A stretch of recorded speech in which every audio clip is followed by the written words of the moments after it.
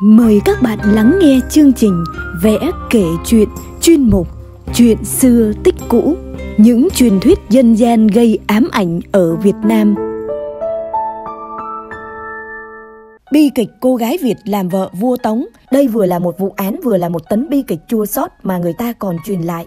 Khi nhà Tống đô hộ nước ta, ở phủ Kiến Xương, nay là tỉnh Thái Bình, có viên quan tên Nguyễn Gia, sinh được người con gái là Nguyễn Thị Nguyệt. Năm 16 tuổi, cô Nguyệt đẹp nghiêng thùng đổ nước, các tỷ tỷ đô duyên cứ phải gọi bằng cụ. Dĩ nhiên, hoa đẹp để người ta ngắm, gái đẹp để người ta trêu.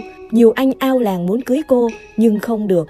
Chả hiểu anh nào tức mình chơi trội lấy tiếng ngu, đi mét vua. Vua xếp thánh chỉ xuống kêu cấm gả, rồi trao vé vàng tuyển thẳng vào cung, phong làm đệ tam cung phi, đổi tên thành Nguyệt Nga. Hình như vua chiều nàng quá, nên chiều cả cha nàng, khiến ông thăng quan tiến chức ào ào. Nhưng luật hoa quả không chừa một ai. Ông mất nước vì sao nhãng Việt quân, rồi bị giam trong ngục cho đến khi hết vai. Còn các đại thần, hoàng thân quốc thích cùng các hoàng hậu và phi tần, người thì bị bắt, bị hại, người thì chạy trốn khắp nơi.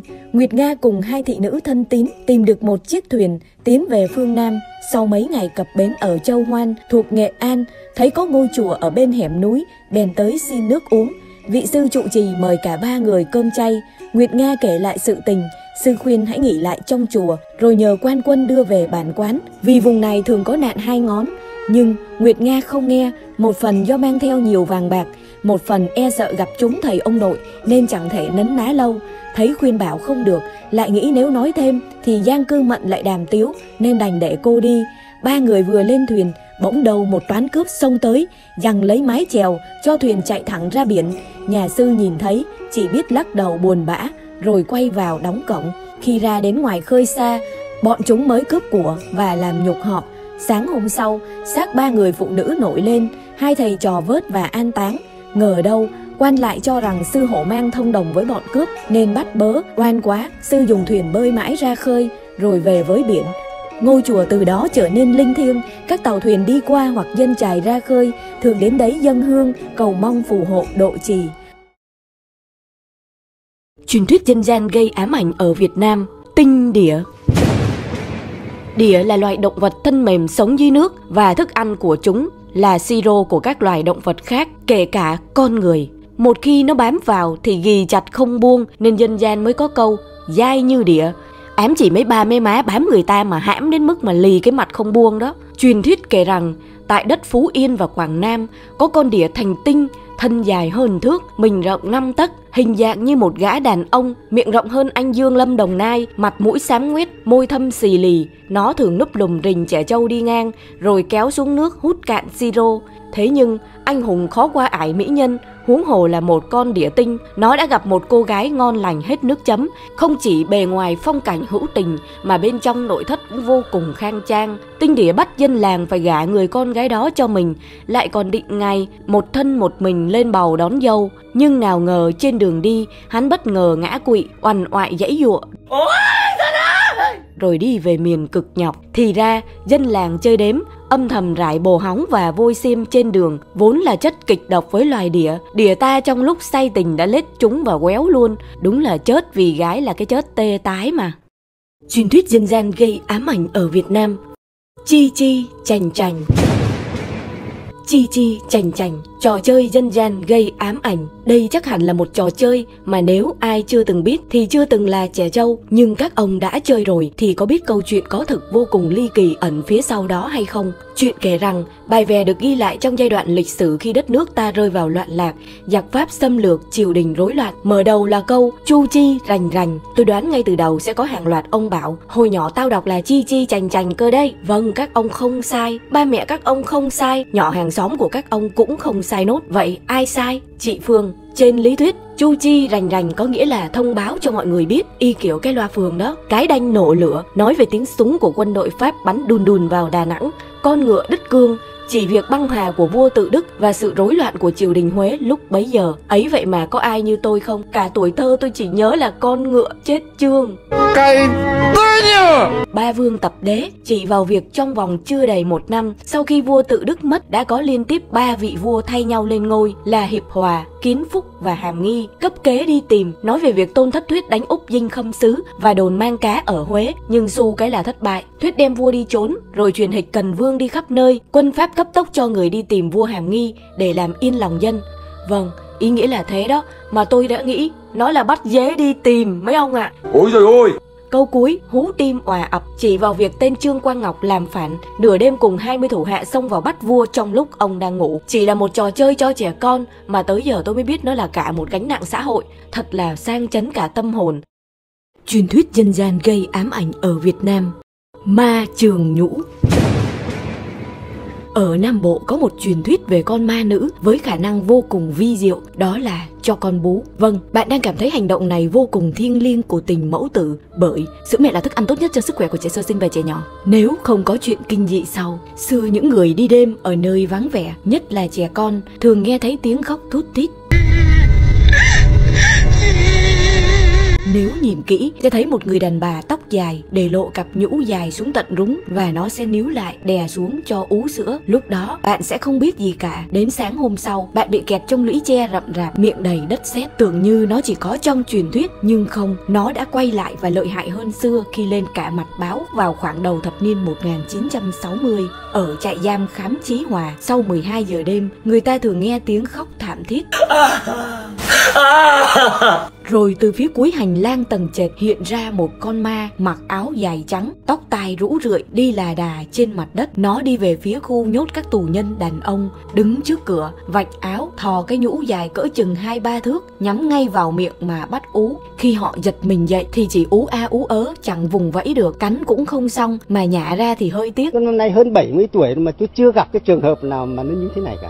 Chứ phải tôi đấm cho mấy nhát rồi. Sau đó, chừng 3 phút thì nó thu hồi, rồi rất công bằng nhẹ nhàng qua phòng kế bên. Mỗi đêm sẽ có khoảng 10 đến 15 thí sinh may mắn được gặp gỡ nó. Theo lời các nạn nhân kể lại, sau khi ú sữa, họ bần thần 1 đến 2 ngày mới hoàn hồn. Chỉ có điều là không nghe nạn nhân nào kể lại mùi vị của nó như thế nào, ra làm sao. Nếu ông nào từng gặp thì review cho chị em chúng tôi biết với. Truyền thuyết dân gian gây ám ảnh ở Việt Nam. Quỷ dạ xoa. Chúng ta thường nghe quỷ dạ xoa là một chủng loài trong cõi địa ngục, hình thù kỳ lạ với toàn số nhiều tay, nhiều mắt, nhiều chân, nhiều đầu, răng nanh chĩa ra ngoài, xách cây hàng 3 thước trừng phạt tội nhân. Nhưng ở Việt Nam, quỷ dạ xoa lại xuất thân từ gái, mà gái đẹp nữa. Gái là một từ chỉ giới tính, xin đừng suy nghĩ lung tung. Xưa có một cô gái đẹp hết nước chấm, được gả làm vợ lẽ gia đình quyền quý, vừa mới ở chưa ấm chỗ thì cô đã chậm kinh. Ngặt nỗi, người vợ cả không sinh được con nên nảy lòng ghen ghét. Dù bề ngoài vẫn tỏ ra nhân nghĩa, nhưng cuộc chiến thâm cung đã bắt đầu. Cô tìm cách để loại trừ cái thai bằng chất độc. Đúng là mồm ăn chay còn tay chặt thịt. Thế nên cả 3 lần mang thai, cô vợ lẽ đều bị sảy. Khi nhận ra âm mưu của vợ cả thì cô đã không còn sức lực, nên chỉ còn cách nguyền rủa: ta chủ cho ngươi, đi xe đụng, đi tàu chìm, ở nhà cháy, đẻ được đứa nào ta ăn đứa đó. Đúng là quả táo nhãn lồng. Khi mất đi, người vợ lẽ đầu thai làm mèo đen, người vợ cả làm gà mái. Hễ gà mái rụng trứng là mèo đen rình ăn sạch. Qua 3 lứa, nó liền cho cả gà mẹ lên mâm. Rút kinh nghiệm tới kiếp thứ 2, người vợ nhỏ hóa thành nai thì vợ lớn hóa làm hổ. Nai cái đẻ được đứa con nào, hổ đều tới ăn thịt. Và đến lứa thứ 3 thì làm gọi luôn cả nai mẹ. Uất ức, người vợ lẽ lần nữa đầu thai thành quỷ dữ, mắt sáng như lửa, mặt mũi như mèo, đó là hắc dạ xoa. Người vợ cả thì hóa thành người phụ nữ, lấy chồng sinh con, nhưng sinh ra đứa nào thì hắc dạ xoa đều ăn đứa đó. Đúng là oan oan tương báo, tới bao giờ mới dứt. Thế nên sống ở đời, đừng nên căm ghét thứ mình không thể có. Ghen ăn tức ở muôn đời nát, khiêm tốn nhường nhịn vạn kiếp sang. Truyền thuyết dân gian gây ám ảnh ở Việt Nam. Ma lai.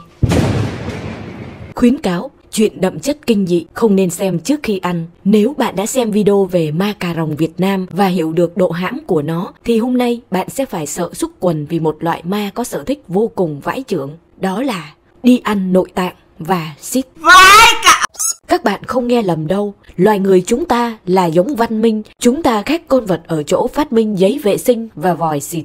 Ấy vậy mà lại có những con ma chuyên đi ăn nội tạng và dù không phải là loài chó cỏ. Tuy nhiên, xin đừng vội body Samsung nó, nhất là mấy đứa thích ăn phá lấu chung với gấu. Vì người thành công luôn có lối đi riêng, dù đôi khi không có xóm giềng. Tương truyền nó xuất thân là một cô gái đẹp ở vùng Tây Bắc. Vẻ đẹp không chỉ là môi trái tim, mũi dọc dừa, mắt bổ câu, con bay con đậu, mà vì chiếc cổ cao 3 ngấn hồng hào, không có trái khế, hiển nhiên là thế. Nhưng khi đêm 7 ngày 3 với nó sẽ phảng phất mùi tanh tưởi. Giang hồ đồn rằng những đêm trăng khuyết khi mọi người đều mệt rã rời sau những giây phút lướt TikTok xem lắc hông, thì nó sẽ tự tách đầu khỏi thân cùng với 3 đốt sống ở cổ, lại còn khuyến mãi thêm cả bộ lục phủ ngũ tạng, lòng tha lòng thòng bay trên không mà chẳng nhiễu lấy một giọt huyết. Trong cái đêm tăm tối như tiền đồ chị dậu, nó bay qua màn sương, xuyên qua các bụi cây rậm rạp nơi những cặp nam thanh nữ tú đang phát cẩu lương, đến những hầm cá cha mát mẹ để tìm xít hay đàm rãi của con người thải ra mà ăn. Nhưng nửa đêm bố đứa nào dám ra cầu mà giải quyết nỗi buồn, thế là nó sẽ đổi phương án, dùng xít trâu xít bò hay những xác cóc nhái chết sình chương ăn đỡ. Đúng là trong cái khó ló cái khôn.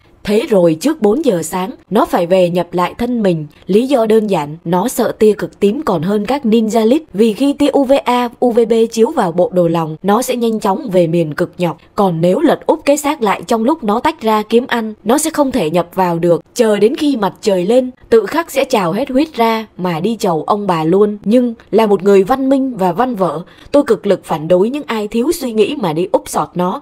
Nhất là bà bán phá lấu đầu đường nhà tôi. Vì nhờ có nó mà xã hội này bớt đi ô nhiễm và gánh nặng bởi chất thải mà chúng ta tuồn ra. Nhưng cũng không thể phủ nhận, đây là con ma mà tôi thấy rùng rợn và kinh dị nhất sau 14 loại ma đã kể. Bởi độ dơ của nó xếp thứ hai không ai dám xếp thứ nhất. Quả đúng là ở dơ cả đời không ai biết, kể chuyện một phát cả nước hay.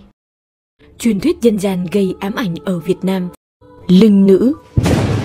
Người ta nói những cô gái mất trẻ, tuổi từ 13 đến 18, nỗi uẩn ức càng lớn thì càng linh thiêng. Hơn 60 năm trước tại xã Phước Thọ, tỉnh Bà Rịa Vũng Tàu, có cặp vợ chồng tên Võ Văn Hội và Nguyễn Thị Đậu, sinh được 7 người con. Trong đó cô thứ 6 đặc biệt hơn cả, từ nhỏ đã vô cùng lanh lợi hoạt bát. Hàng ngày cha cô đánh xe ra chợ đón khách thì cô dậy sớm cho ngựa ăn, rồi giúp mẹ bán bún chả bì ngoài chợ. Một đêm, cô nghe mẹ than thở việc anh trai tham gia thanh niên xung phong bị Pháp chặn hết các ngã không tiếp tế được. Cô liền lén băng rừng đi tìm anh và bén duyên với nhiệm vụ giao liên. Kể từ đó lập nhiều chiến công khi mới 14 tuổi, nhưng sau cô sa vào tay giặc và bị kết án tử đày ra Côn Đảo, giam tại nhà tù Sở Cò và là nữ tử tù chính trị đầu tiên ở nơi đây. Cô đi rồi, những chuyện ly kỳ liên tiếp xảy ra.